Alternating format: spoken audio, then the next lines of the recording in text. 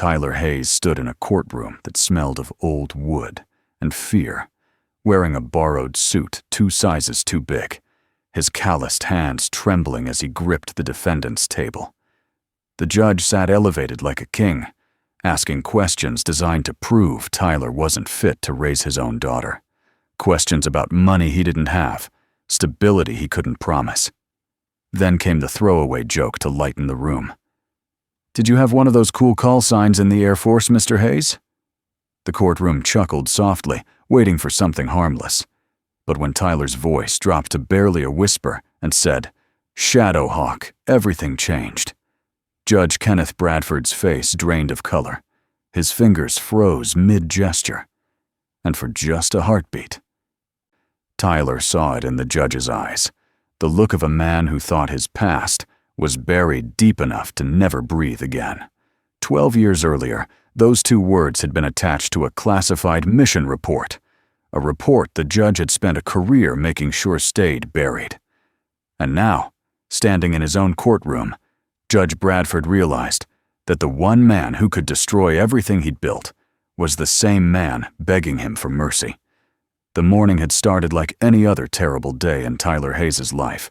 He woke up at 5 in the morning in the small apartment he shared with his 12-year-old daughter Riley, the kind of place where the walls were thin enough to hear neighbors arguing, and the heat only worked half the time.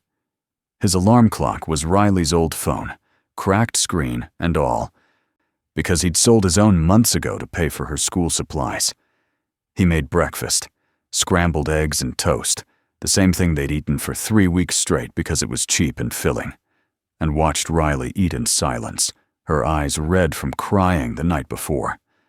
The custody hearing was scheduled for 9 o'clock.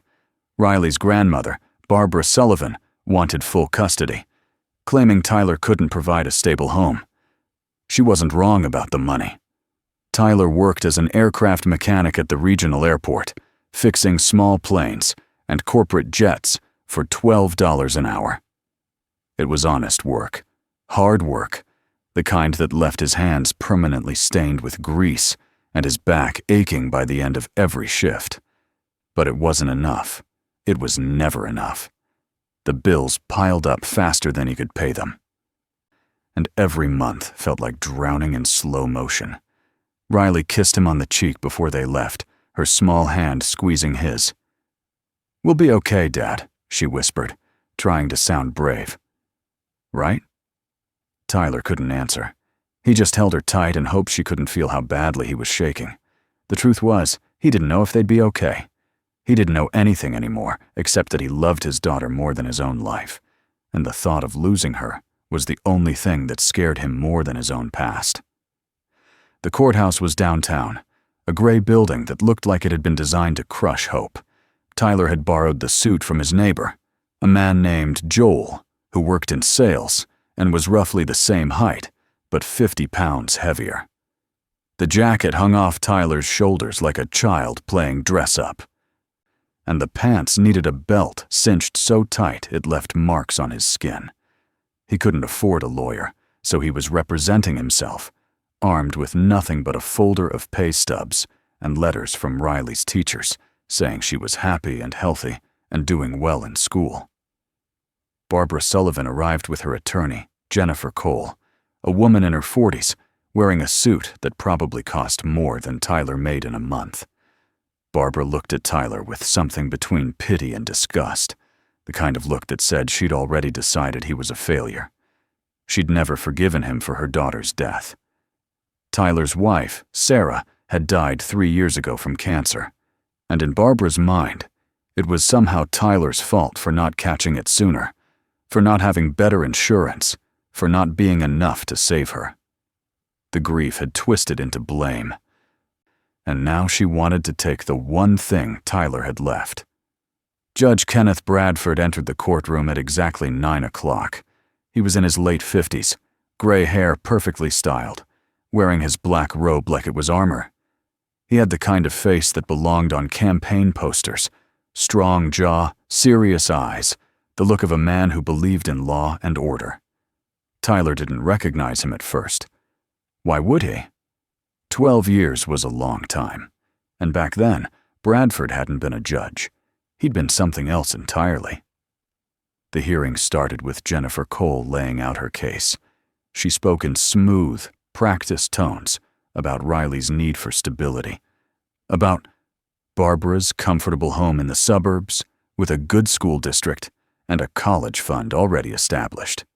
She talked about Tyler's financial struggles, his late-night work shifts, the times Riley had to stay with neighbors because he couldn't afford childcare. Every word was a small knife, cutting away at Tyler's dignity piece by piece. And Judge Bradford listened, nodding occasionally, his face showing nothing. When it was Tyler's turn to speak, he stood up, feeling the weight of every eye in the room. He talked about love, about being there for Riley every single day since Sarah died, about how they'd gotten through the worst grief together. He talked about reading to her every night, about helping with homework at the kitchen table, about the way she laughed at his terrible jokes and how she still crawled into his bed during thunderstorms. He talked about the life they'd built from the ashes of losing Sarah, small and poor and imperfect, but theirs. Judge Bradford listened without expression. When Tyler finished, there was a long silence, and then Bradford leaned forward. "Mr. Hayes," he said, his voice carrying the authority of someone used to being obeyed. "I see here you served in the United States Air Force. Is that correct?" Tyler nodded, feeling his chest tighten. He didn't like talking about his military service.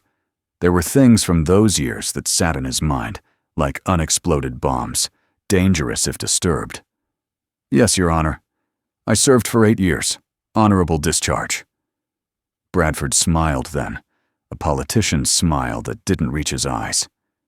"Fighter pilot?" he asked, and there was something casual about the question, like he was making small talk at a barbecue. Tyler shook his head. "Close air support.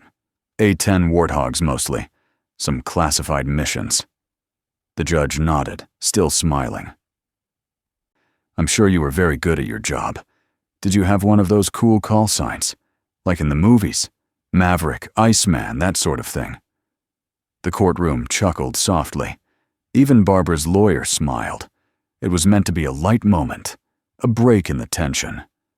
Tyler felt his throat go dry. He looked at Riley sitting in the back row, her eyes wide and trusting. He looked at the judge, who was still smiling, waiting for an answer. And Tyler knew in that moment that he had a choice. He could lie. He could say he never had a call sign, or make one up, something harmless and forgettable. Or he could tell the truth. "Shadowhawk," Tyler said quietly. "My call sign was Shadowhawk." The room didn't explode. There was no dramatic music, no gasps from the audience. But Tyler watched Judge Kenneth Bradford's face change. Watched the color drain from his skin like someone had opened a valve. The judge's hand, which had been holding a pen, froze midair. His eyes went wide, just for a second, and Tyler saw it.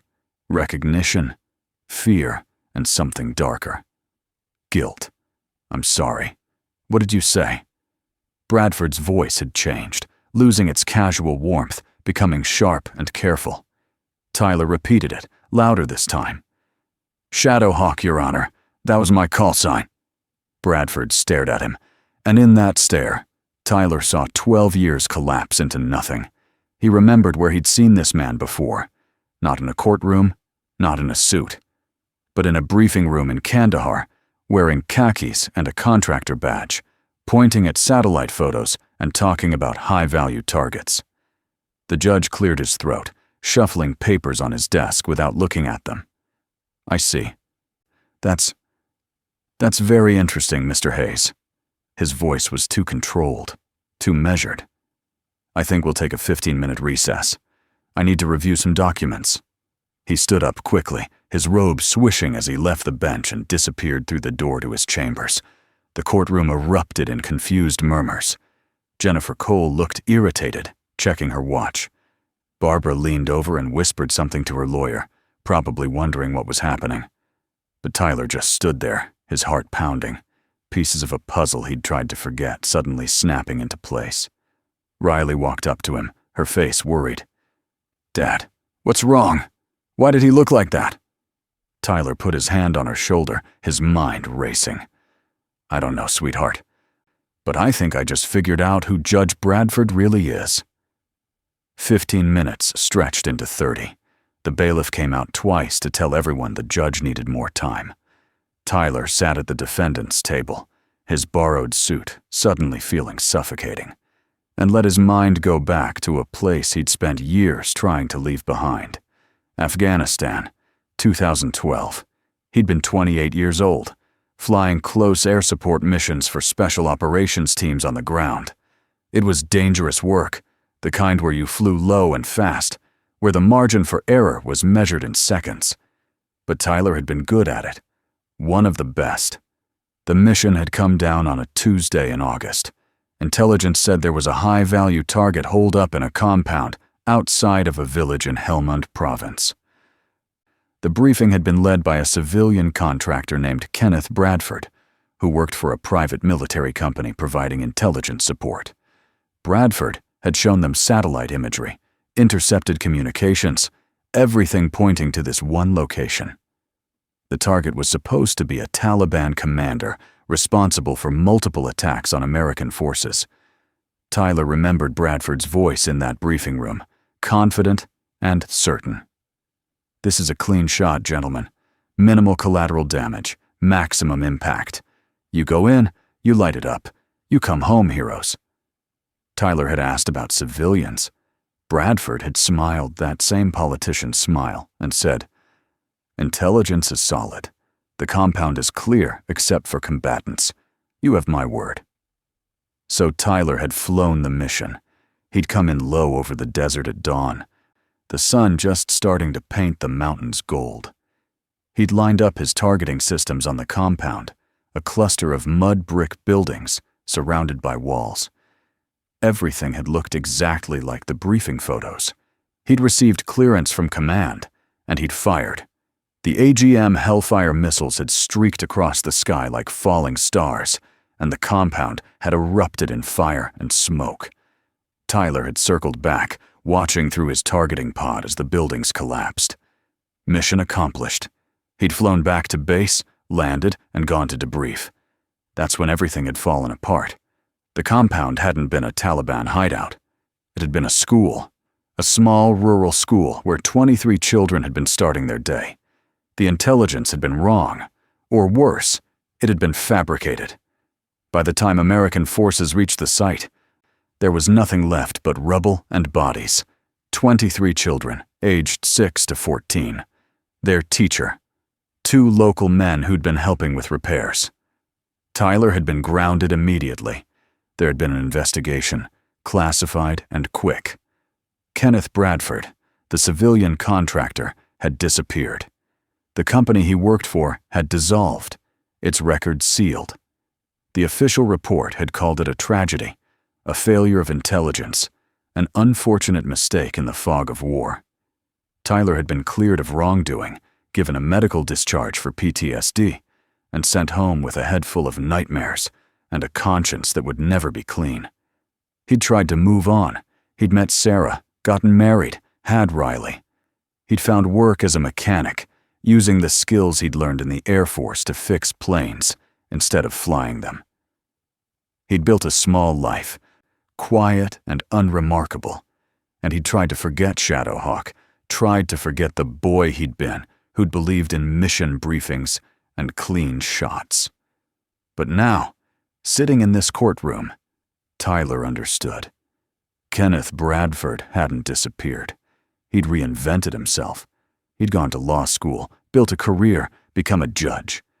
And he'd buried the truth about what he'd done, about the intelligence he'd provided that had killed 23 innocent children. The question was, had it been incompetence or something worse? When Judge Bradford finally returned to the courtroom, he looked composed, but Tyler could see the tension in his shoulders, the way his jaw was set too tight. Bradford sat down, arranged his papers, and looked directly at Tyler. "Mr. Hayes," he said, his voice carefully neutral, "I've reviewed your military record. It's quite impressive However, I think we need to take a different approach to this hearing. I'm going to suggest a continuation. Give you time to secure proper legal representation." Jennifer Cole stood up immediately. "Your Honor, my client has been waiting months for resolution. Mr. Hayes has had plenty of time to find a lawyer." Bradford's eyes flicked to her, cold and sharp. "Counselor, I'm the judge in this courtroom, and I'll decide when we proceed. Mr. Hayes deserves adequate representation, especially given the complex nature of his military background. We'll reconvene in 2 weeks." It wasn't mercy. Tyler could see that. It was fear. Bradford was buying time, trying to figure out what Tyler knew, what he might say. The judge gavelled the hearing closed and left the bench quickly, not meeting Tyler's eyes. Barbara looked furious. Jennifer Cole looked confused, and Riley looked scared. Tyler took his daughter's hand and walked out of the courthouse into the bright afternoon sun, his mind already working. That evening, after Riley went to bed, Tyler sat at his kitchen table with his old military footlocker open in front of him. He'd kept everything from his service days, orders, flight logs, photographs, and one thing he'd never looked at since coming home, a thumb drive. He'd copied it 12 years ago, a backup of the mission briefing and intel reports from that August day, including all the files Bradford had provided. Tyler had kept it as insurance, though he'd never been sure against what. Now he knew. He plugged the drive into his laptop, a battered machine that took 3 tries to boot up. The files were all there, marked with classification stamps that were probably still active. Tyler scrolled through them, reading with fresh eyes. The intelligence had come from a single source, Bradford's company. There had been no corroborating evidence, no secondary confirmation, just Bradford's word. And buried in the metadata of the photos, Tyler found something he'd never noticed before: the timestamps. The satellite imagery Bradford had shown them had been taken 3 days before the briefing, 3 days during which the compound's use could have changed, should have been verified. Tyler kept digging. He searched for Bradford's name online, finding the judge's official biography. Law degree from a prestigious school, appointed to the bench 5 years ago, known for being tough but fair. There was a photo from his swearing-in ceremony. Bradford's hand on a Bible, smiling that same smile. Tyler felt sick. He needed help. He couldn't go to the police. What Bradford had done was classified, and Tyler wasn't even supposed to have these files. He needed someone who understood the military, who knew how these things worked. He picked up his phone and dialed a number he hadn't called in years. It rang 4 times before a gruff voice answered. "Yeah?" Tyler took a breath. "Marcus, it's Tyler Hayes. I need your help." Marcus Grant had been Tyler's wingman in Afghanistan, a fellow pilot who'd flown the same kinds of missions. After leaving the service, Marcus had become a private investigator, specializing in military cases. He was one of the few people who knew the whole truth about what had happened that day. "Tyler? Jesus, it's been what? 5 years? You okay?" Tyler laughed, but it came out bitter. "Not really. You remember Shadowhawk?" There was a long pause. "Yeah, brother. I remember. What's going on?" Tyler explained everything. The custody hearing, Judge Bradford, the recognition, the fear he'd seen in the judge's eyes. Marcus listened without interrupting, and when Tyler finished, there was another long silence. Finally, Marcus spoke. "You're telling me the civilian contractor who fed us that bad intel is now a family court judge, and he's presiding over your custody case?" Tyler nodded, even though Marcus couldn't see him. "That's exactly what I'm telling you." Marcus let out a low whistle. That's a problem, Tyler. A big problem. If Bradford knows you recognized him, he's going to do everything he can to bury you in this hearing. And if you try to expose him, you'll be exposing yourself too. Those files you have? They're classified. Possessing them is a federal crime. Tyler leaned back in his chair, staring at the ceiling. I know. But Marcus, I can't lose Riley. She's all I have left. If I have to burn myself to protect her, I will. There was respect in Marcus's voice when he answered. Then we do this smart. Give me 2 days. I'll dig into Bradford's background, see what else he's hiding. Men like him don't stop at one dirty secret. We find leverage, and we use it. Tyler felt something loosen in his chest, the first hint of hope he'd felt in months. Thank you, Marcus. I mean it. Marcus's laugh was dark. Shadowhawk rides again, brother, just like old times. Except this time, we make sure we're aiming at the right target. The next 2 days were the longest of Tyler's life. He went to work, fixed planes, came home, made dinner for Riley, and pretended everything was normal. But at night, after she was asleep, he pored over the files on the thumb drive, memorizing every detail. He thought about that August morning 12 years ago, about the moment he'd pressed the button to launch those missiles. He thought about the children in that school, their names he'd learned later from news reports he'd obsessively read. 23 names he'd memorized like a prayer or a confession. Riley noticed something was wrong. At breakfast on the second day, she pushed her eggs around her plate and finally looked up at him. Dad, are we going to be okay? With Grandma and the judge and everything? Tyler reached across the table and took her hand. Riley, I need you to know something. No matter what happens, I love you more than anything in this world. And I'm going to fight for us, for you, whatever it takes. She squeezed his hand back, and Tyler saw Sarah in her eyes. The same determination, the same kindness. I know, Dad. And I'm going to fight too. Tyler smiled, even though his heart was breaking. You just keep being you, sweetheart. That's all you need to do. Let me handle the rest. Marcus called on the evening of the second day. Tyler, you're going to want to sit down for this. Tyler was already sitting at his kitchen table, but he gripped the edge anyway. What did you find? Marcus's voice was tight with anger. Bradford's dirty. Real dirty. After he left Afghanistan, he worked for 3 other military contractors, all of them shut down for fraud and corruption. He was named in 2 separate Defense Department investigations, but never charged. Then suddenly, he goes to law school, and 5 years later, he's a judge. Someone with a lot of power pulled a lot of strings to make that happen. Tyler's pulse quickened. Can you prove it? Marcus hesitated. That's the hard part.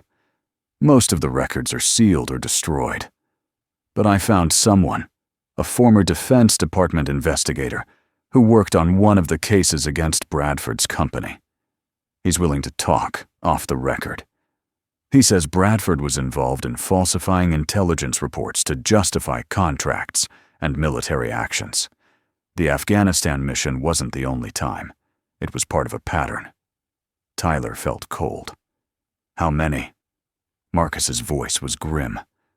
At least 4 other incidents. Smaller scale, but same pattern. Bad intel leading to civilian casualties, then covered up. Bradford was good at it. He knew how to work the system, how to make things disappear. And when it got too hot, he disappeared too. Changed careers, got connected with the right people. And here we are.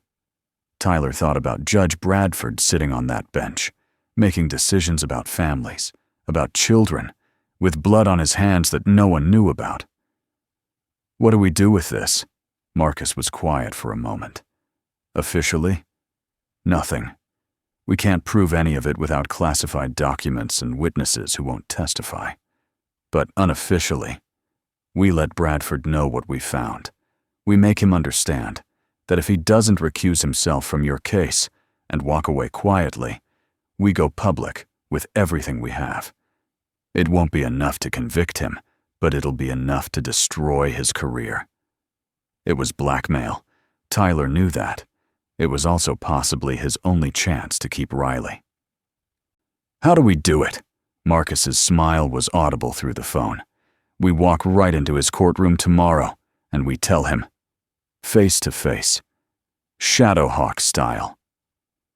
The next morning, Tyler dressed in his borrowed suit again, but this time, he didn't feel like a man drowning. He felt like a man with a mission. Marcus met him outside the courthouse, tall and broad-shouldered, wearing a leather jacket and a grim expression. "You ready for this?" Marcus asked. Tyler nodded. "More ready than I've been for anything in a long time." They walked into the courthouse together, through the metal detectors, and up the stairs to Judge Bradford's chambers. Tyler asked the clerk if they could speak with the judge, and when she asked what it was regarding, Tyler said simply, "Shadowhawk. He'll know." 5 minutes later, they were ushered into Bradford's office. The judge stood behind his desk, trying to look in control, but Tyler could see the fear in his eyes. "Mr. Hayes, I don't think it's appropriate for us to meet outside of the courtroom. And who is this?" Marcus stepped forward, extending a hand that Bradford didn't take. "Marcus Grant, Your Honor. I flew with Tyler in Afghanistan. I was actually on standby the day of the Helmand Province mission, the one you briefed." Bradford's face went pale. He sat down slowly, his hands flat on the desk. "I don't know what you think you're here to accomplish, but—" Tyler cut him off, his voice calm and steady. "We know what you did, Judge Bradford.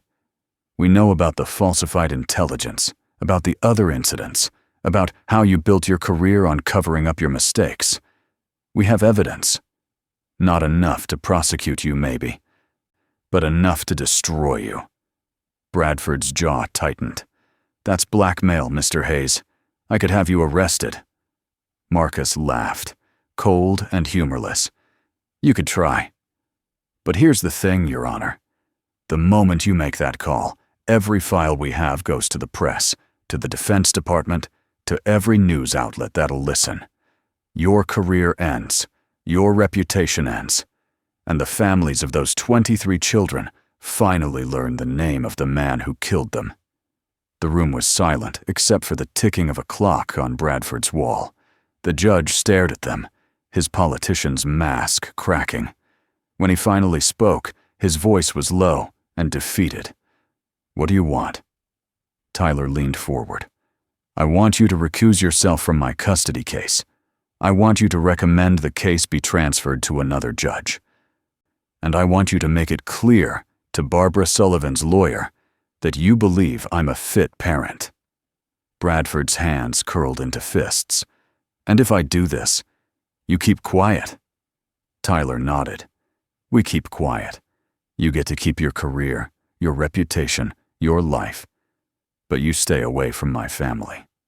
Forever." The judge looked between them, calculating. Finally, he nodded. "Fine. I'll recuse myself. Cite a conflict of interest. The case will be transferred by the end of the week." Marcus pulled out his phone. "We're going to need that in writing, Your Honor. Just so we're all clear." Bradford's eyes flashed with anger, but he pulled out a piece of paper and wrote quickly, signing at the bottom. Tyler took the letter, folded it carefully, and put it in his pocket. "One more thing," Tyler said. "Those other cases you were involved in. The other missions where civilians died because of your bad intel. I want you to think about them. Every day. I want you to remember that you're a judge now, making decisions about people's lives. And I want you to do better." Bradford looked up at him, and for a moment, Tyler saw something that might have been shame. "I think about them every day, Mr. Hayes. Every single day." Tyler turned and walked out, Marcus following behind. They didn't speak until they were outside the courthouse, standing in the sun. Then Marcus clapped him on the shoulder. "You did good, brother. Shadowhawk flies one last mission, and this time nobody gets hurt." Tyler looked up at the sky, clear and blue and endless. "I just want to take my daughter home." Marcus nodded. "Then let's make that happen." 2 weeks later, Tyler stood in a different courtroom in front of a different judge. This one was younger, a woman named Judge Rachel Morrison, who actually seemed to listen when he spoke. Barbara's lawyer presented the same arguments, but without Bradford's implicit bias weighing the scales, they fell flat. Judge Morrison asked Riley to speak, and his daughter stood up with more courage than Tyler had ever seen, talking about how much she loved her dad, how he took care of her, how they were a team. The judge ruled in Tyler's favor. Full custody with visitation rights for Barbara. It wasn't perfect. Nothing ever was. But it was enough. Tyler walked out of that courthouse with Riley's hand in his, and for the first time in years, he felt like he could breathe. That night, Riley asked him about Shadowhawk. They were sitting on their small balcony, watching the sunset paint the sky in shades of orange and red. "Dad, why did the judge get so scared when you said that name? Shadowhawk?" Tyler thought about lying, about protecting her from the truth, but she deserved better than lies. "It's a long story, sweetheart. From a long time ago when I was in the Air Force, I did something I thought was right, but it turned out to be wrong. Very wrong. And people got hurt because of it." Riley was quiet, processing. "But it wasn't your fault if someone gave you bad information." Tyler smiled sadly. "Maybe. But I still pulled the trigger. I still have to live with that." She leaned against his shoulder, small and warm. "You're a good person, Dad. I know that. And good people make mistakes sometimes. What matters is what you do after." Tyler felt tears prick his eyes. "When did you get so wise?" She grinned. "I had a good teacher." They sat there until the sun disappeared and the stars came out, father and daughter, survivors of different battles, holding on to each other in the gathering dark. Months passed. Tyler kept working at the airport, kept making breakfast and dinner, kept helping with homework. Barbara came around eventually, accepting the court's decision, even starting to thaw toward Tyler during her weekly visits with Riley. Life settled into something resembling normal. But Tyler still thought about Judge Bradford sometimes, wondering if the man kept his promise to remember, wondering if he did better. Then one day, Tyler saw a news article. Judge Kenneth Bradford had resigned from the bench, citing health reasons. He was moving out of state, the article said, maybe retiring entirely. Tyler stared at the photo accompanying the article, Bradford in his robes, that politician's smile, and felt something between satisfaction and sadness. The man had escaped justice in a way, but he'd lost everything he'd built. Maybe that was its own kind of justice. Riley found him reading the article. "Is that him? The judge?" Tyler nodded. "Yeah, he's leaving." She looked at the photo for a long moment. "Do you think he's sorry? For what he did?" Tyler closed the laptop. "I think he's human, sweetheart, which means he's probably complicated. Maybe he's sorry. Maybe he's just scared. Maybe both." She considered this. "I'm glad he's gone." Tyler pulled her into a hug. "Me too." That evening, Tyler took the thumb drive with all the classified files and destroyed it, breaking it into pieces and throwing them away. He didn't need insurance anymore.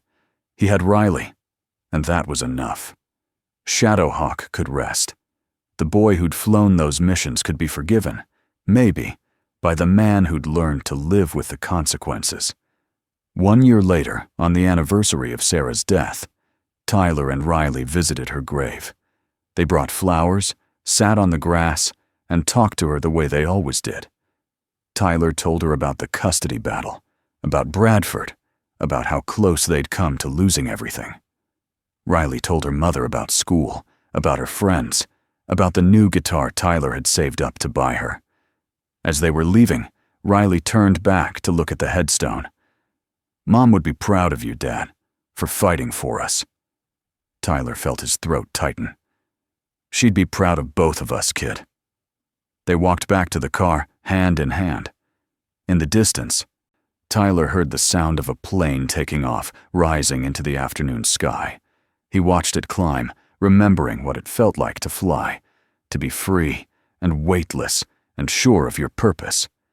He wasn't Shadowhawk anymore. He was just Tyler Hayes, A father who fixed planes and made scrambled eggs and helped with algebra homework. And that was enough. That was more than enough. That was everything.